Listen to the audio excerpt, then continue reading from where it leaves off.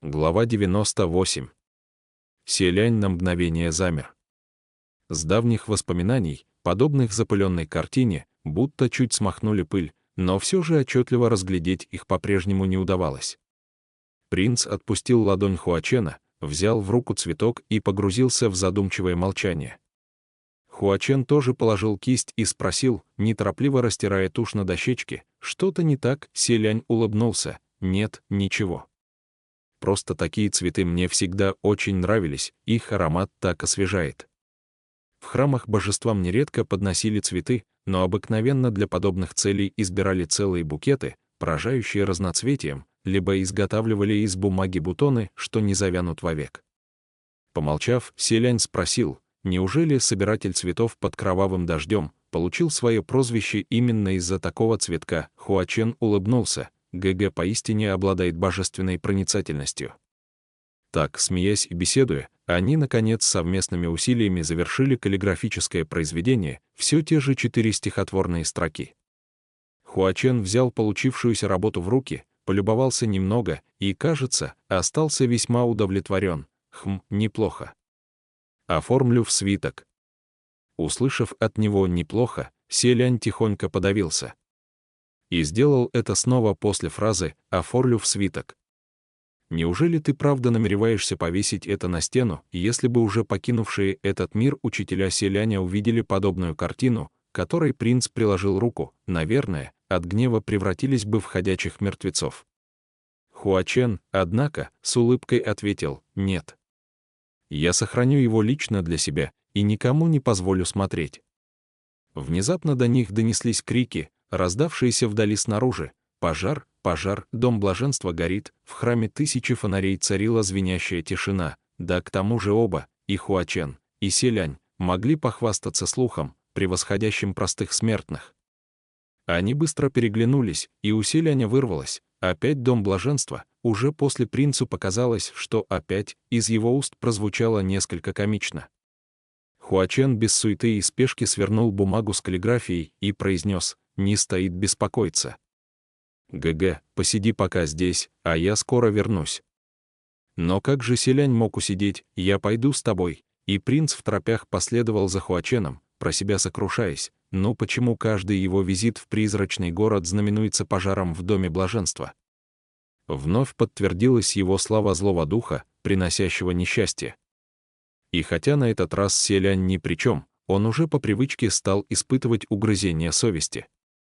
Когда они прибыли к дому блаженства, всю улицу перед зданием заполняли клубы дыма, а мелкие демоны и монстры шумно носились туда-сюда с ведрами воды, заливая огонь.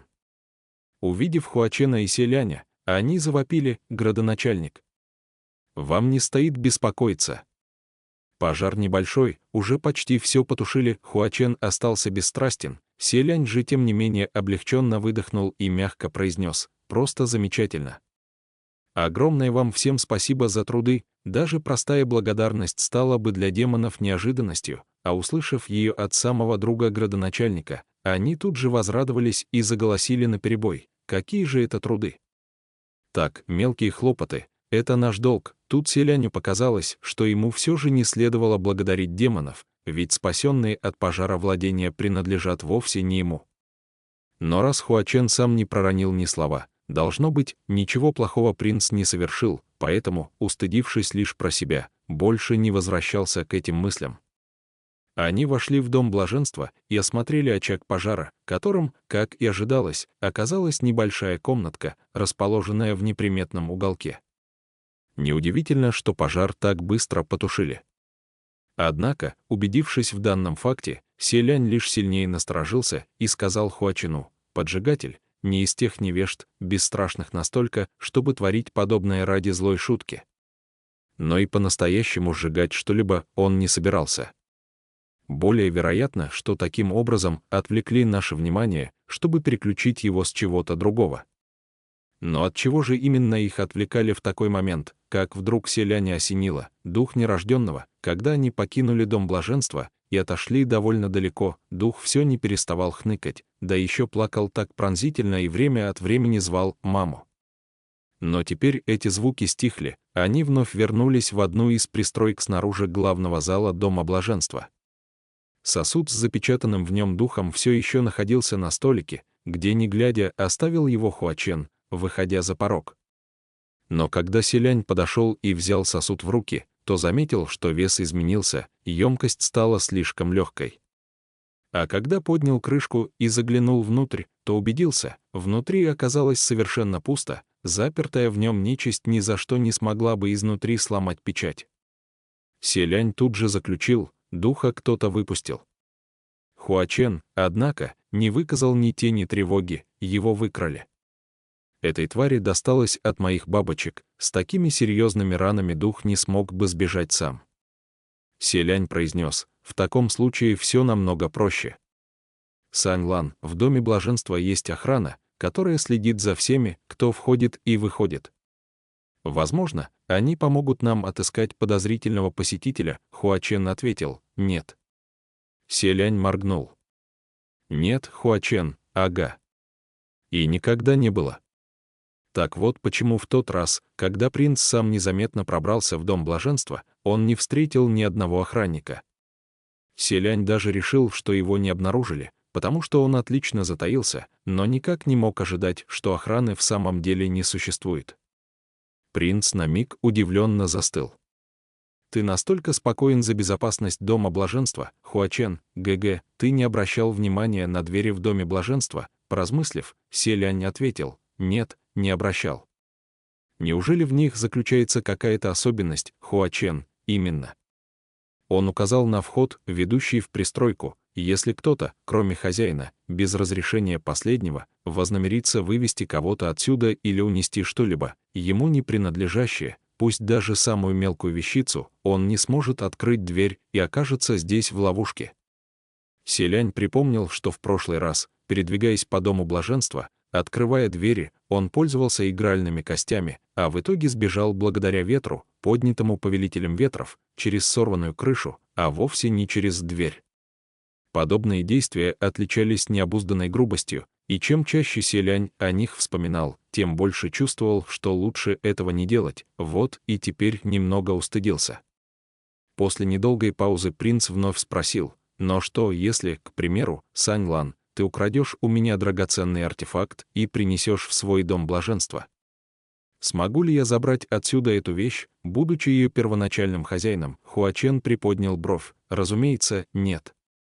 То, что попало ко мне в руки, стало моим. Однако, ГГ, не стоит возводить на меня напраслину, я никогда не стану красть твои артефакты». Селянь мягко кашлянул, «Конечно, я прекрасно это знаю, поэтому ведь и сказал, к примеру. К тому же, у меня и драгоценных артефактов нет, чтобы кто-то захотел их украсть». Хуачен, в меру пошутив и посмеявшись, продолжил, «Поэтому унести что-то отсюда и при этом остаться незамеченным невозможно. Разумеется, и охранники тогда не нужны». Селянь первым делом подумал, что похититель духа нерожденного покинул комнату как-то иначе, не через двери. Но, оглядевшись по сторонам, обнаружил, что и крыша, и пол, и стены находятся в совершенно целостном состоянии, никаких следов разрушения. Невольно появилась еще более невероятная догадка. Неужели похититель вовсе не сбежал, а до сих пор находился здесь, прямо в этом зале, и хотя в помещении совершенно негде было спрятаться, во всем мире имелось немало самых разнообразных способов сделаться невидимым чужому глазу. Возможно, похититель прямо сейчас где-то рядом с ними, незаметно наблюдает за каждым их шагом, каждым действием. Селянь с подозрением огляделся, пытаясь рассмотреть в воздухе малейшие искривления, однако и глаза, и интуиция сообщили ему, что здесь вовсе нет кого-то третьего, будь то демон или человек. Возможно, принц ошибся в своих размышлениях и стоит искать в другом направлении. И тут Хуачен с улыбкой произнес, притом весьма уверенно, «ГГ, нет нужды беспокоиться. У меня есть способ отыскать похитителя». Селянь развернулся к нему, задумался на пару секунд, а потом его вдруг резко осенило. Им оставалось спокойно ждать. Спустя некоторое время вдали послышался все приближающийся разноголосый гул, огромная толпа всевозможной нечисти нахлынула темной волной, разлившейся вокруг пристройки с криками, наш высокочтимый градоначальник, какие будут указания?» В этой толпе насчитывалось как минимум 1000 демонов, и если бы Дом Блаженства вместе с окружающей территорией не оказался достаточно просторным, они бы точно сюда не поместились. Их привел все тот же подручный Хуачена в маске, который обратился к нему: «Градоначальник, все те, кто появлялся сегодня на улицах города, должны быть здесь. Мы заперли город, никому отсюда не сбежать». Селянь, услышав уже знакомый голос молодого мужчины, не смог не задержать на нем взгляд. Толпа зашумела: «Градоначальник, вы поймали того, кто устроил поджог, я слышал, еще и что-то украдено». Наверное, жизнь опостылила, захотел снова помереть, каков наглец.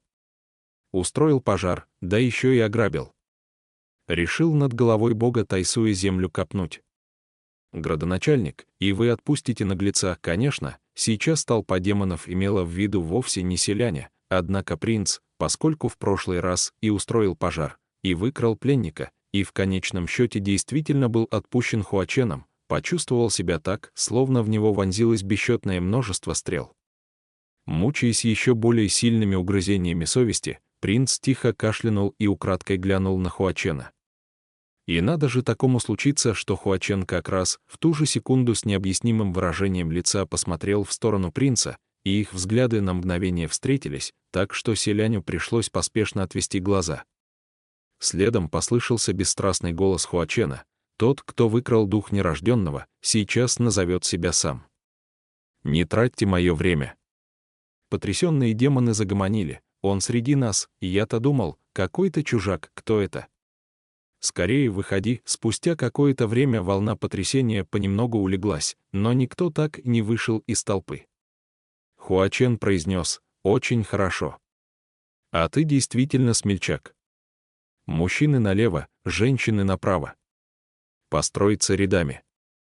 Демонам приказ показался странным, но никто не посмел и в мыслях ослушаться Хуачена, поэтому все немедля повиновались ему, быстро разделились на две большие группы. Слева грубо пыхтящей толпой сгрудились демоны-мужчины, а справа — женщины, почти каждая из которых зазывала очаровательной кокетливостью.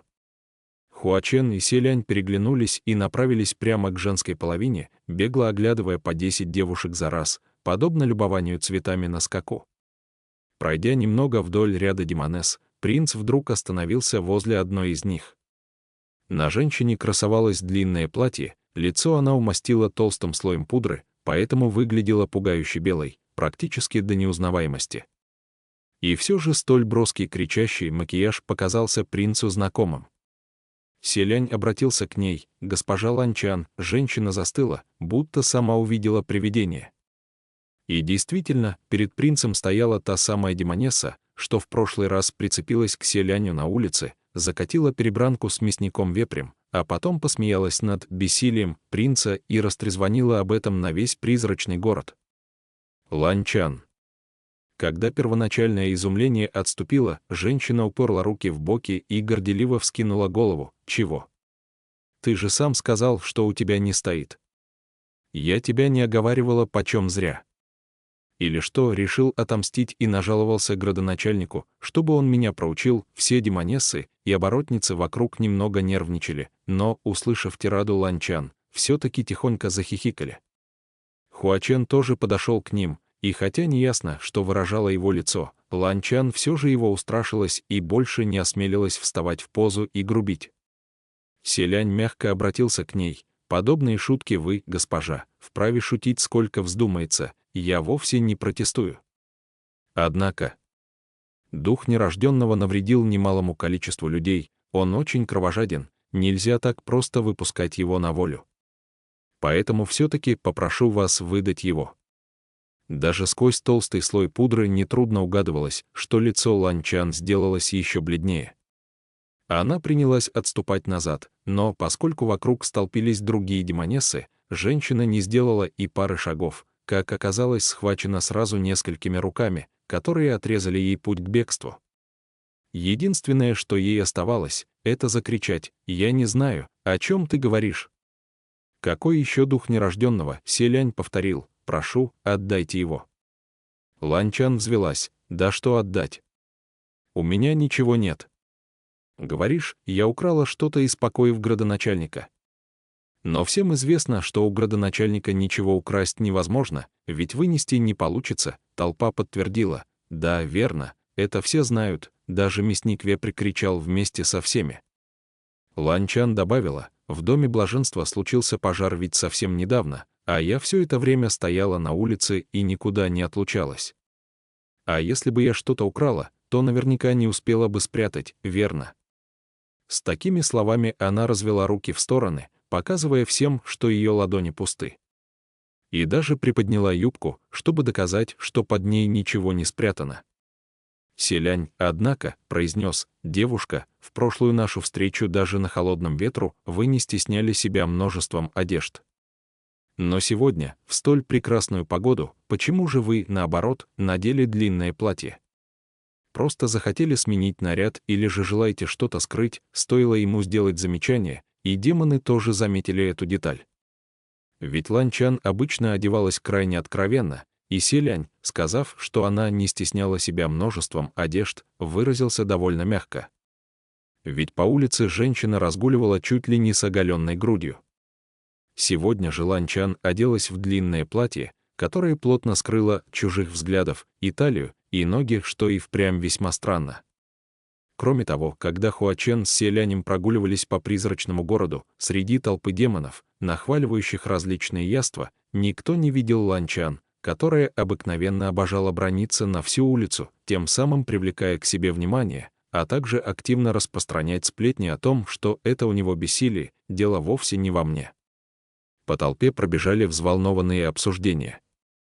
Селянь неторопливо произнес, «Вы не забирали из дома блаженства ничего, что вам не принадлежит, лишь взяли часть самой себя. И дух нерожденного сейчас находится в вашем чреве, ведь если похититель не сбегал из дома блаженства каким-то иным способом, а также не спрятался внутри, в таком случае оставался только один вариант — этот человек вышел как положено, ни от кого не скрываясь, через главный вход. И если бы дух принадлежал когда-то рожденному ребенку, он сам бы в таком случае уже являлся отдельным человеком. Однако кто-то вырезал его из живота матери, когда еще не подошел срок ему появиться на свет, поэтому, если мать вернула его обратно в свое чрево, он, разумеется, считался ее собственностью. Нет, даже так дух нерожденного сам по себе являлся ее плотью и кровью, частью ее самой.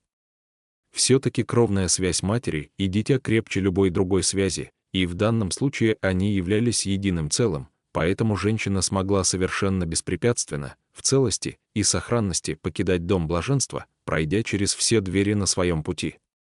Поэтому дух нерожденного наверняка выкрала женщина, а именно его родная мать. И если запереть все выходы из призрачного города и поискать среди демонесс, которые появлялись на улицах, да и после пожара, пропажа наверняка найдется. Должно быть, Хуачен подумал об этом в первую же секунду после того, как они оказались в пристройке. Как вдруг Лань Чан громко взвизгнула и схватилась обеими руками за свой живот.